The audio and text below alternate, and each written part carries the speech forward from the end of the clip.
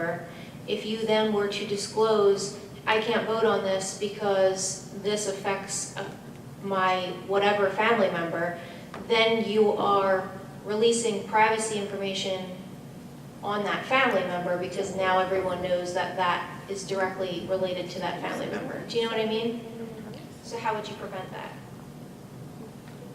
I think you would just simply say, the board member would just simply disclose to the secretary, I have a voting conflict under the Ethics Act because we're voting on a matter that affects a family member or something else, and have it be, you don't have to name names or provide any kind of detailed information, but you would just sort of sort through it as it came up.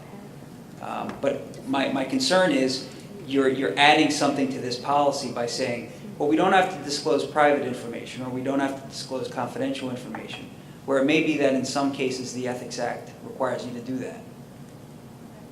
All right.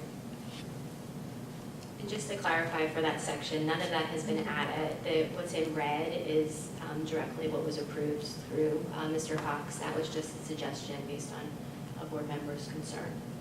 So what you're reading is truly what was pulled out and approved on. Okay. So does that clarify? Okay.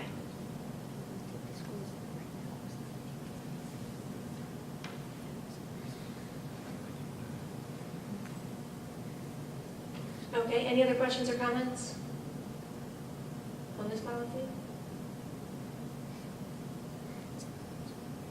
Is everyone okay with moving these forward to the board meeting for the first reading? Okay. Any questions or comments from the public? Yes.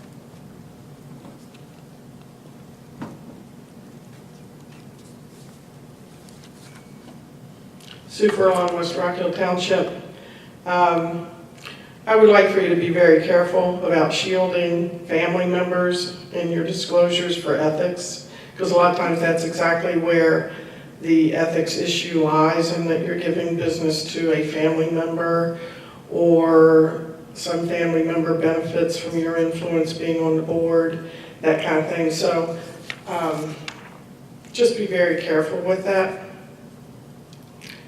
But the reason I'm here is the hazing.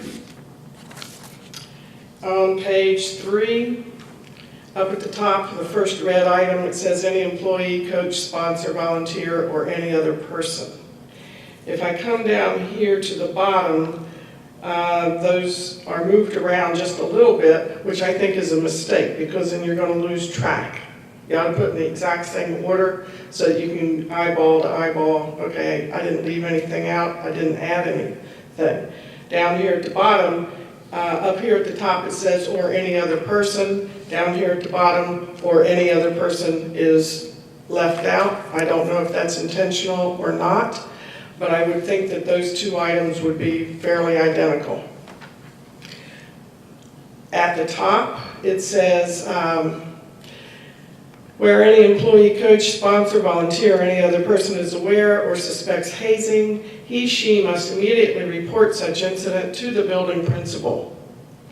I know this is policy, but given the trouble that Joe Pa got into, because according to him, he reported it to his higher-ups, either in this policy or this policy should reference a very clear procedure as to what these people's individual responsibilities are in terms of reporting it, so that they know. Because I personally right here would say in writing.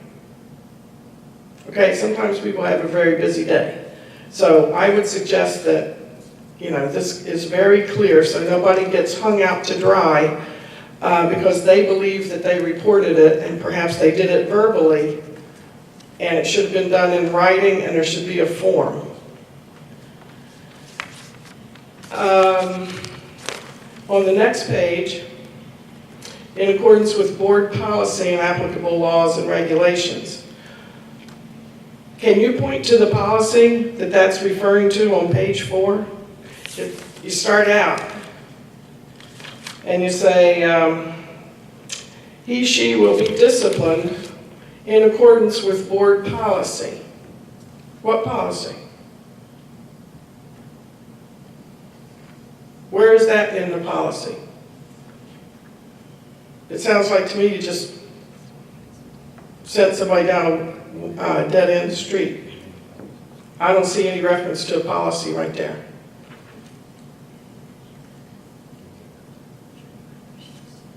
It says it could include dismissal, but what about the rest of the policy for discipline? I don't see it. There's no reference. I'm sorry, could you tell us exactly where you're at? I was still writing notes. Page 4 of 5, at the very top. And actually, the lead-in is on the previous page for the sentence. If the investigation results in substantial finding that a coach, employee, sponsor, volunteer, or any other person affiliated with the student activity or organization engaged in, condoned, tolerated, or ignored any violation of this policy. And I would add right there, or did not report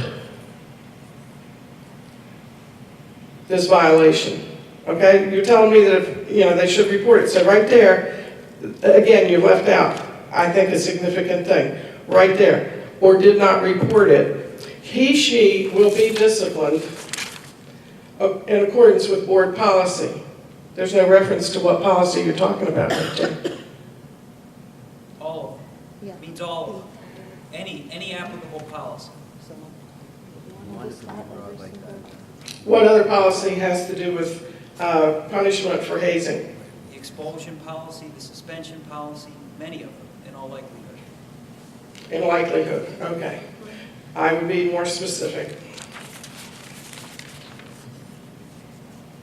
I did take the notes, and I just wanted to clarify your question regarding an in-person, why it's not listed in, it's listed in section 5, but not under consequences. Goes back to the previous comments. We can't consequence any person that's not within our bounds within the discipline, but we can refer them, as we stated at the end, for criminal prosecution. Okay, the any other person could be a student with some sort of a responsibility there. I would just be consistent. Because just as you're telling me, oh, well, they're off the hook up here because, oh, who is any other person, then it's either in at the top and the bottom, or it's out at the top and the bottom. Because if you're telling me that that's too ambiguous or vague in one situation, I would think it would also be ambiguous and vague in the other situation. I mean, that just makes sense to me. If you're being held responsible up here for your conduct, then you should be held responsible down here for the consequence of your conduct. And it should be the same group of people. That's just how I would observe that.